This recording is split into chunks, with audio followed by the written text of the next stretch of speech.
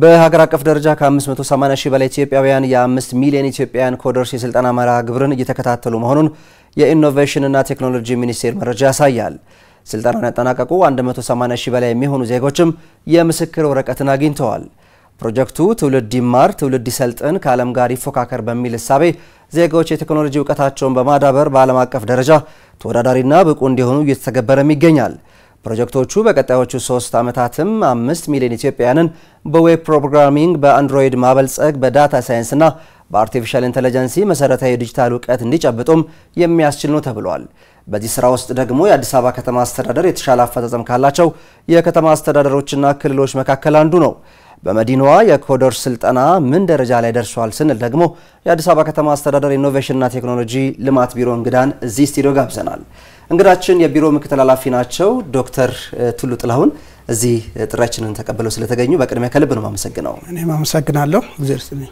መልካም እንግዲህ ቀድሜ ሳነሳው እንደነበረው ዶክተር የአዲስ አበባ ከተማና እንደዚሁም ሐረር በተሻለ አፈጻጸም ከሚጠቀሱ ከተማ አስተዳደሮች መካከል ናቸውና ምን ሰርታችሁ ነው አዲስ አበባ በዚህ ደረጃ በመሳሌ የተነሳችሁ?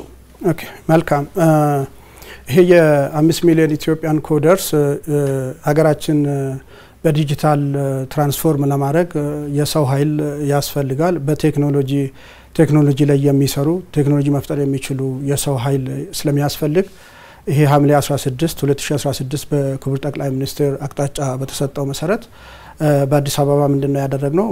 የተሰጠው ወደ 300 ሺህ ነው አዲስ አበባ 3 አመት ውስጥ ማሳካት ያለባት።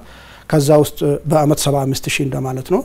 ይሄንን ለማሳካት ምንድነው ያደረግነው? መጀመሪያ የኢኖቬሽን ቴክኖሎጂ ክፍለ ከተሞች ላይ ያሉት ኢኖቬሽን ቴክኖሎጂ ጽፈት ቤቶችን ሌሎችን ደግሞ የተቋማትን የአይሲቲ ዳይሬክቶሬት አደረጃጀትን በመጠቀም ስልጠና መርሃ ግብር ማለት የግንዛቤ ፈጠራ መርሃ ግብር ነው ያዘጋጀ ነው።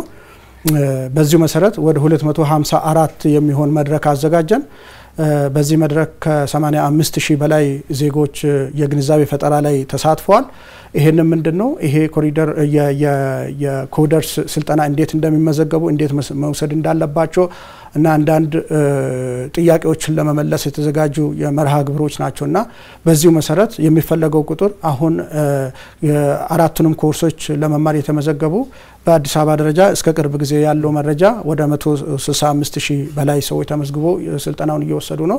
ከዛ ውስጥ ደግሞ ወደ 56 ሺህ በላይ የሆኑ ሰዎች ሰርቲፊኬቱን ኦር እንትኑን ያገኙ ናቸው ማለት ነው። ያጠናቀቁ ናቸው። አሁን በእጃችሁ ምን ያህል እየሰለጠኑ ነው? አሁን ቅርብ ጊዜ ያገኘነው መረጃ ቅድም እንደተናገርኩኝ ከ165 ሺህ በላይ ሰልጣኞች ናቸው ያሉት ማለት ነው። ከዛም ቁጥሩ ሊበልጥ ይችላል። ቅርብ ጊዜ የወሰነው መረጃ ግን ከአንድ ሳምንት በፊት የወሰነው መረጃ ያንን ቁጥር ነው የሚያሳየው። እንደው ምናልባት የኮደርስ ስልጠና ለትውልድ ያለው አበርክቶ እንዴት ነው? ብዙ ጊዜ ለአይቲ ተማሪዎች ለአይቲ መምህራን ብቻ የመስጠትና ሌላው ማህበረሰብ ችላ ማለት ነገሮች እናያለን። አዎ ይሄኛው ያልሆነ አረዳድ ነው። ይሄ ኮርሶች ሞጁሎች 4 ፈንዳሜንታል ሞጁሎች ናቸው። እነኚህ ኮርሶች ለኮምፒውተር ሳይንስ ኦር ቴክኖሎጂ ሴክተር ላይ ላሉት ብቻ ሳይሆን ሁሉም ሰዎች መውሰድ እንዲችሉ አድርጎ ፈንዳሜንታል ተደርጎ ነው የተዘጋጀው። ሁሉም ሰው መውሰድ ይችላል። የሚያስፈልገው ምንድነው ፍላጎትና ቴክኖሎጂ መጠቀም ቴክኖሎጂ መፍጠር የሚል ፍላጎቱ ካለው ማንም ሰው መውሰድ ይችላል።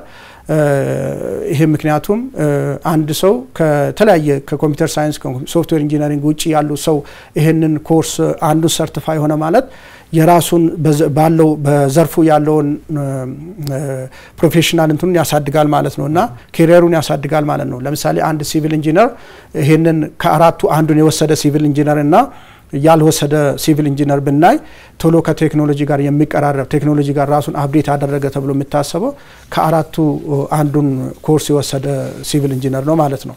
እና ለሁሉም ይሆናል። ለወጣቶች ነው አብዛኛው ትኩረት የተሰጠው እንጂ በእድሜም ገደብ የለውም፣ ጾታ ገደብ የለውም።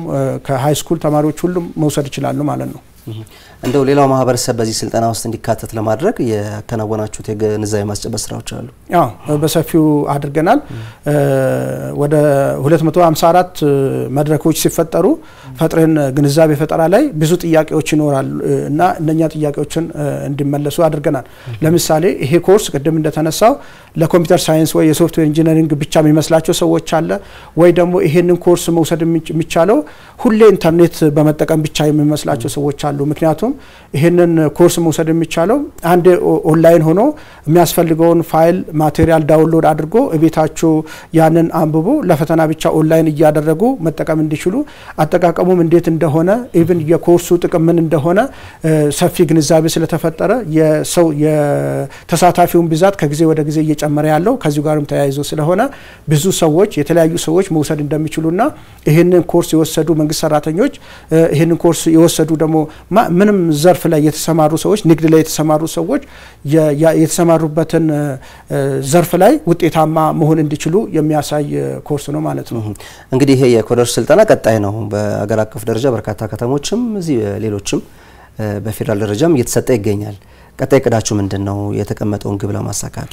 አው እኛ እቅዳችን በ3 አመት ውስጥ 300,000 ቢሆንም ከዛ በላይ መሄድ ነው የምንሞክረው አሁን ኦልሞስት 8 ወር ሆኗል የመጀመሪያውን 75,000 ለማሳካት ከ56,000 ሰዎች በላይ ሰርቲፊኬቱን ወስደዋል የምስክር ወረቀቱን ወስደዋል ከዚህ በኋላ ያለው በተጠናከረ መልክ ሁሉም ሰዎች መውሰድ እንዲችሉ የተለያዩ ተቋማት ጋር በመገኘት ይሄን የማነቃቃት ስራ መስራት ከክፍለ ከተሞች ጋርም የመስራት አሁን ተቋማት አንዳንድ ተቋማት ለምሳሌ የሲቪል ምዝገባና ነዋሪነት አገልግሎት ለሰራተኞቻቸው የማነቃቃት ስራ ግንዛቤ ፈጠራ ስራ ላይ በመስራቱ ከ240 በላይ የሲቪል ምዝገባና ነዋሪነት አገልግሎት ሰራተኞች ይሄንን የምስክር ወረቀት ወስደዋል ማለት ነውና ቀጣይነት ባለው ጊዜ ላይ በሰፊው እንድበታለን ብዙ ሰዎች መመዝገብ ብቻ ሳይሆን ተምሮ ሰልጥኖ ጨርሶ ሰርቲፋይድ እንዲሆኑ በሰፊው እንድበታለን ማለት ነው መልካም የአዲስ አበባ ከተማ አስተዳደር ኢኖቬሽንና ቴክኖሎጂ ልማት ቢሮ ምክትል ኃላፊው ዶክተር ቱሉ ጥላሁን እዚህ ስቱዲዮ ተገኝተው ለሰጡ ማብራሪያ ከልብ ነው ማመሰግነው እኔ ማመሰግናለሁ እግዚአብሔር ይስጥልኝ